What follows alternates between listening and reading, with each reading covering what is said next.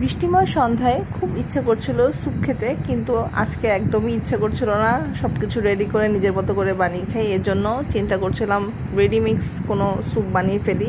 এই জন্য আজকে আমি ক্রিম অফ মাশরুম স্যুপের একটা প্যাকেট নিয়ে আসি, তো ওইটা রান্না করে আজকে সবাইকে দেখাবো। ওয়েলকাম টু আমার পাকঘর। প্রথমে একটা প্যানে পানি নিয়ে নিয়েছিলাম, নর্মাল পানি। এরপরে এর ভিতরে প্যাকেট স্যুপটা দিয়ে দিই। এরপর ভালো মতো এটা নেড়ে চেড়ে রান্না করতে কিছুক্ষণ চুলা অন করে দেই। চুলা অন করে দেওয়ার পর রান্না হতে থাকলো।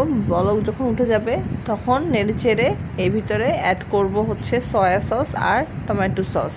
আমি আসলে এই দুটো সস অ্যাড করেছি যেন হচ্ছে টেস্ট একটু ভালো আসে। এজন্য আমি যদিও নিজেই সবসময় স্যুপ নিজে বানানোর চেষ্টা করি, মাঝে মাঝে অলসতা কাজ করলে তখনই এইভাবে স্যুপ বানিয়ে খাই।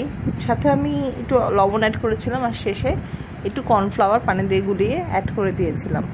এই তো ঝটপট কম সময়ে তৈরি হয়ে গিয়েছে ক্রিম অফ মাশরুম স্যুপ। এটা দেখতে খুব একটা আকর্ষণীয় মনে হচ্ছে না, তারপরেও যেহেতু ঠান্ডা পড়েছে একটু স্যুপ খাওয়া দরকার মনে হচ্ছে, এই জন্যই বানিয়ে ফেলেছিলাম ঝটপট। তো খেতে মোটামুটি ছিল, খুব আহামরি ছিল না। আমার খুব একটা ভালো লাগেনি আসলে, কিন্তু আমার বাচ্চারা দেখলাম বেশ মজা করে খেয়েছে। আসলে বাচ্চারা বাইরের জিনিস মজা করেই খায়, এটা কিছু বলার নাই। তো সবাই ভালো থাকবে। আল্লাহ হাফেজ সবাইকে।